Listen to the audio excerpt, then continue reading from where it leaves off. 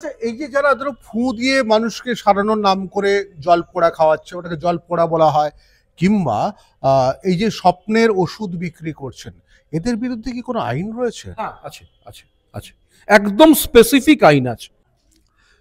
নমস্কার, India news 24 থেকে রয়েছে আমি শঙ্কু সাঁতরা। আপনার ছেলের পেট ব্যথা হচ্ছে, ডাক্তারের কাছে না গিয়ে অনেকে যাচ্ছেন কি জল পোড়া নিতে। আবার রাত্রেবেলা ছেলে কেঁপে কেঁপে উঠছে, ডাক্তারের কাছে না গিয়ে যাচ্ছে কোথায়, গুনিনের কাছে জল পোড়া দিতে, তাতে নাকি ভালো হয়ে যাচ্ছে। আচ্ছা, আজকের যুগে আপনি বিজ্ঞান নিয়ে ঘাঁটা মানুষ, সোজা কথা নাস্তিক মানুষ, কিন্তু নাস্তিক মানে হচ্ছে বিজ্ঞান নিয়ে ঘাঁটা মানুষ আর কি, যুক্তিবাদী। বলছি দেবাশিস বাবু, ফুঁতে কি হয়?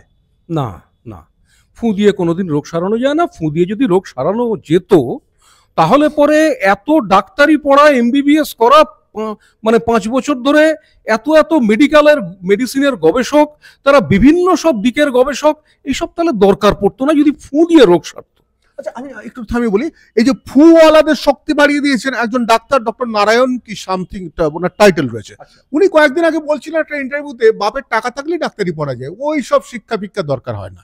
উনি কেন বললেন আমি জানি না। তাহলে তো ওই গুনিন্দারই সাপোর্ট করে গেলেন। না, আমি জানি না এটা কোন ডাক্তার কি বলেছেন, বা মানে কে কি বলেছেন জানি না।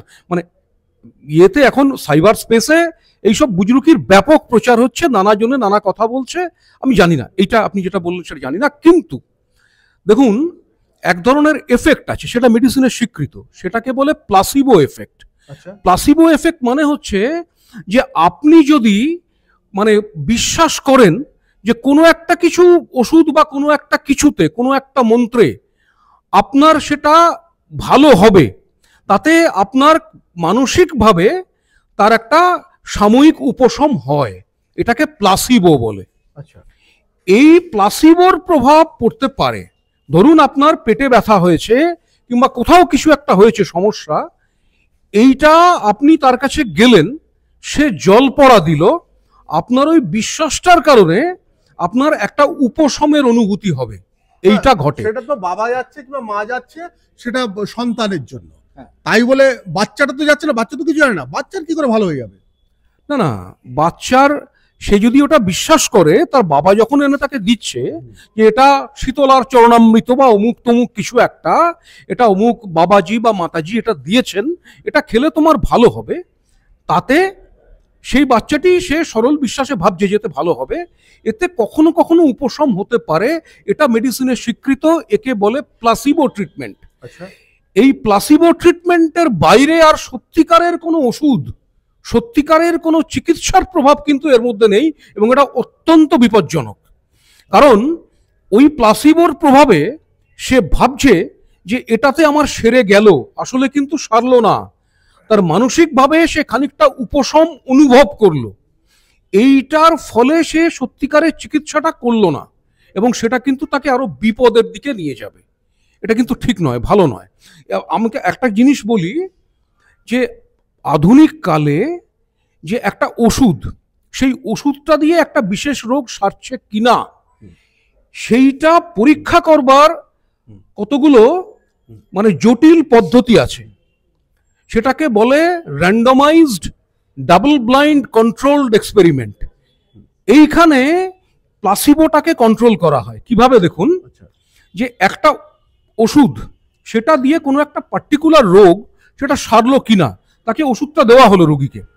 এবার রোগীকে জিজ্ঞেস করা হলো বা তাকে পরীক্ষা করা হলো যে তোমার কি এটা সেরেছে বা তোমার কি উপশম হয়েছে, এবং ডাক্তার, সে রোগী একটা কথা বললেন, ডাক্তার একটা কথা বললেন।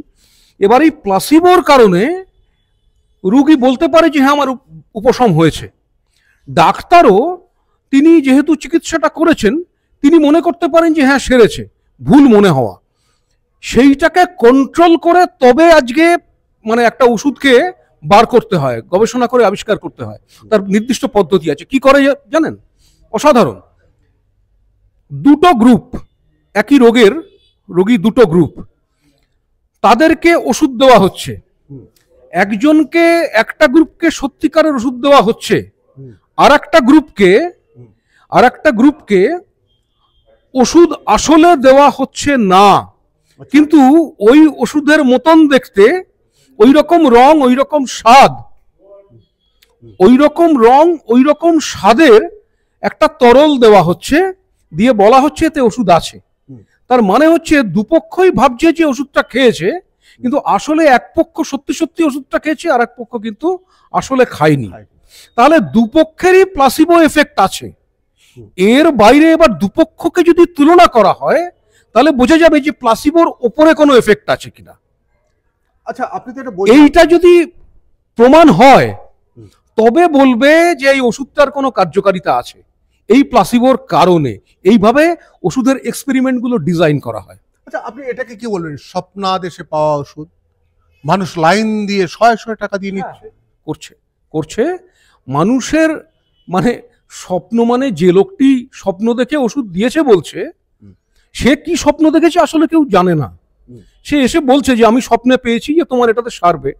সে আসলে স্বপ্নে কি দেখেছে সে কেউ জানে না। এবারে স্বপ্নে আমরা কি দেখি, আমাদের যা বিশ্বাস, আমাদের যা ভয়, আমাদের যা প্রত্যাশা, সেটা স্বপ্নে দেখি।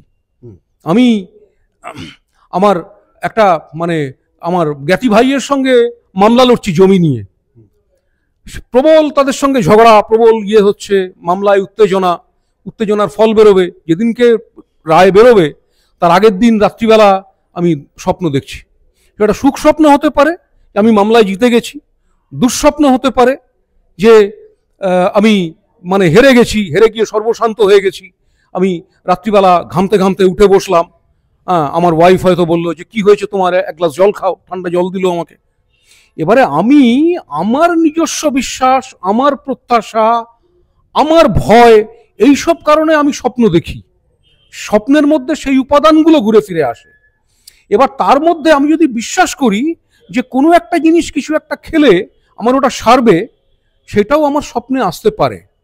কিন্তু স্বপ্ন দেখলে যেরকম সত্যি সত্যি মামলা জেতা যায় না, ওই ওষুধটা স্বপ্নে দেখেও তাই দিয়ে রোগটা সারানো যায় না।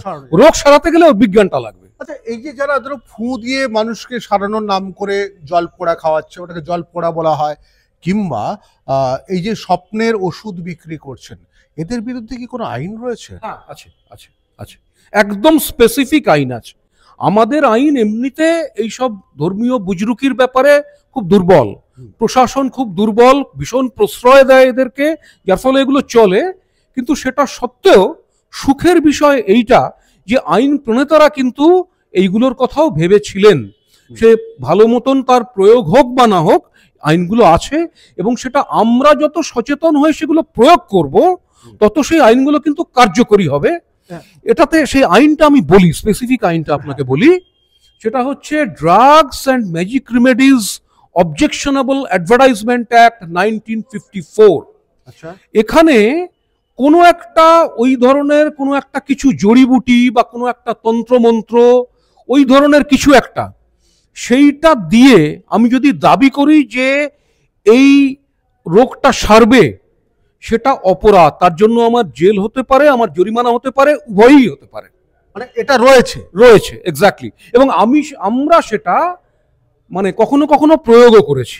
এই যে যুক্তিবাদের যে অ্যাক্টিভিজম, সেখানে আমরা এই ধরনের বুজরুকি করছে, সেখানে সাধারণত এগুলোতে প্রশাসন নিতে চায় না, কারণ ধর্মবিশ্বাসের ব্যাপার। কিন্তু এটাতে যদি সংগঠিতভাবে করা যায়, যদি ভালো করে করা যায়, তাহলে পরে কখনো কখনো কাজ হয়। এরকমভাবে সাময়িকভাবে কেউ গ্রেপ্তার হয়েছেন, এরকম ঘটনা আমরা ঘটিয়েছি। তাহলে যদি কেউ ভাবেন, প্রচুর মানুষ কিন্তু ঠকছেন, প্রচুর মানুষ জানেন এগুলো একেবারে খারাপ জিনিস, অপরাধ জিনিস, তারা যদি যোগাযোগ করে আপনার সাথে, তাদেরকে সাহায্য করবেন? হ্যাঁ, নিশ্চয়ই করব। এটা করবেন? করব, করে থাকি, আমরা করে থাকেন। তাহলে দেবাশিস বাবুরা রয়েছেন, এনারা কিন্তু বরাবরের জন্য চান যে এই ধরনের মানে যেগুলো খারাপ জিনিস, জিনিস, এগুলো বন্ধ হোক।